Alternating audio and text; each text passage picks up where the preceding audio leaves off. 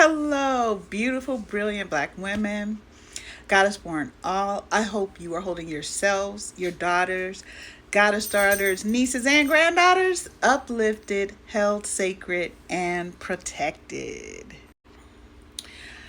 Black women, I decided that it was time for me to start sharing some of my personal story. So, trigger warning, I know that I know what we go through. Um, I, I really do because I have some really horrifying things that have happened to me in my life. And while I do tend to intellectualize things and seek knowledge because it brings me comfort to understand the psychology of a thing, to understand how things work, how people work, how what a belief system will do, how people follow along with those things and all of that. I also have had personal experiences and um, yeah. So what I decided to do, and this is very difficult for me because I really don't like to revisit this shit, but anyway, um, was to start speaking on my story of surviving and thriving beyond uh, the white terrorists that I have had to deal with in my life. And this one is part one. And this one is about a bitch named Chris. So let's get into it. Now, when I was, we all know my birth parents came and took me from my grandparents when I was about 7.5, 8 years old, because I was raised in North Carolina first with my grandparents. And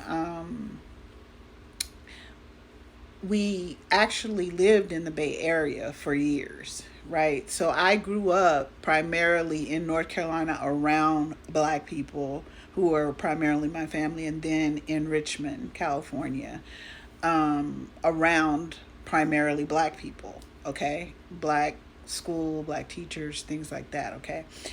Um, we fought each other, okay? It was nothing for us to throw down with each other and whatever. However, um, we started getting bussed.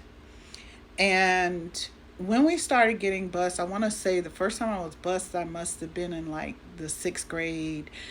And you get bussed to these primarily white areas that at the time people don't understand. California was full of KKK. Okay.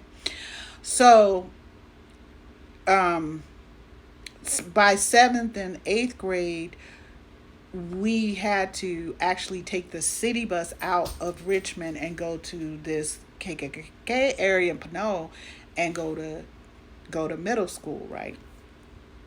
So the difference is we knew how to stick together.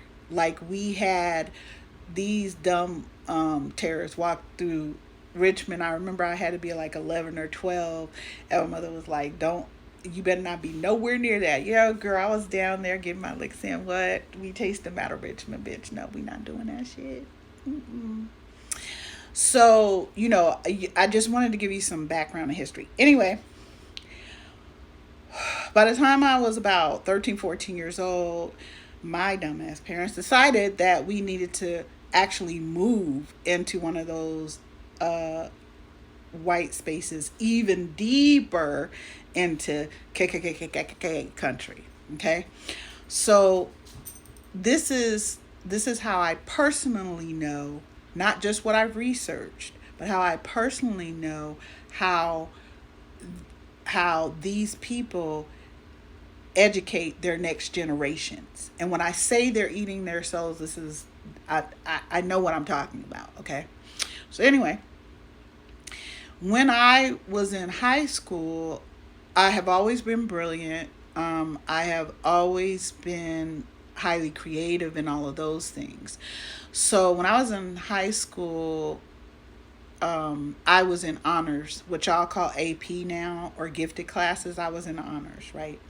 In fact, when I first came, they wanted me to skip a grade, but my mother had said no because, oh, she needs to socialize. Shut up, lady. But anyway, I digress. Anyway, um, so I was actually in classes when I was in 11th grade with 12th graders. Like, so I took biology, chemistry, stuff like that with older kids that were older than me.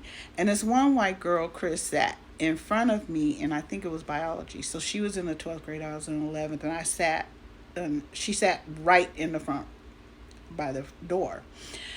And I was chewing gum. You know how you start chewing gum and you start popping it, but you don't even realize you're popping it. And so I go, girl. And that's all you got to say. And I'm like, oh, I'm sorry. But she turned around and she was like, bitch, if you don't get up and throw that gum out, blah, blah, blah, some other shit. I was like, okay, so no. That's all I said, right? So she was like, okay. And I kept on popping my gum. When the bell rang for us to switch classes, she had gotten up and gone. There was a few people that walked out behind her. I was talking to somebody, and then we started walking out the door. I walked out the door, and did this bitch come from the side of nowhere and slap me? Yes, she did. She most certainly did. Mm-hmm. And this wasn't actually my first experience, of course, with these foul ass motherfuckers. However, I mean, because the first time I ever got pew-pewed at were a couple of white boys when we were being bused from Richmond. Um, they waited for us because we would group together and go get on the bus. We would wait for each other so nobody would get jumped. That's how bad it was. And these two white boys came out with shotguns and pistols, and they started pew-pewing. We hit the ground. Girl, it wasn't a joke, and we had to go right back to school the next Monday. That was a Friday. I remember that shit.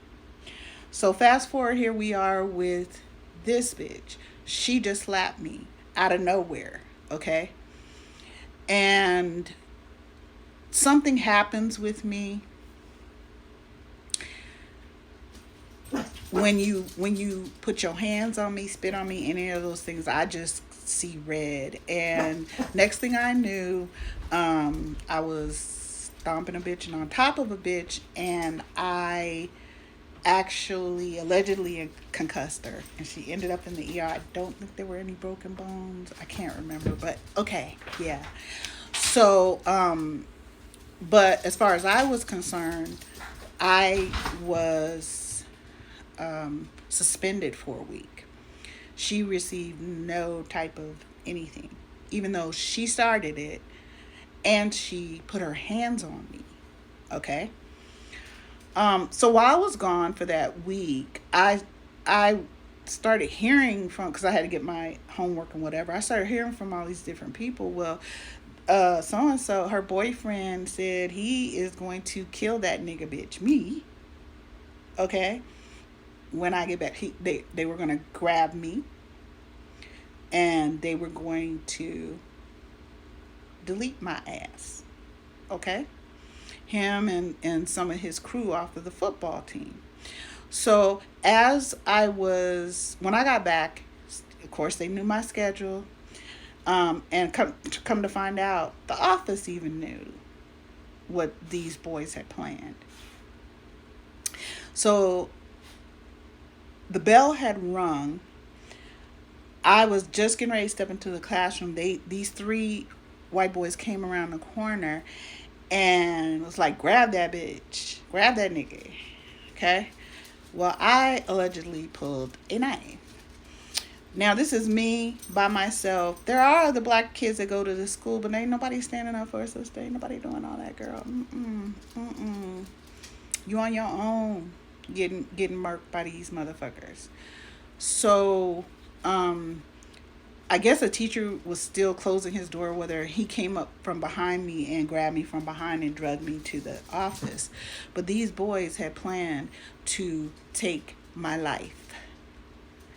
And the fallout from there, girl, I went through so much shit. So, yeah.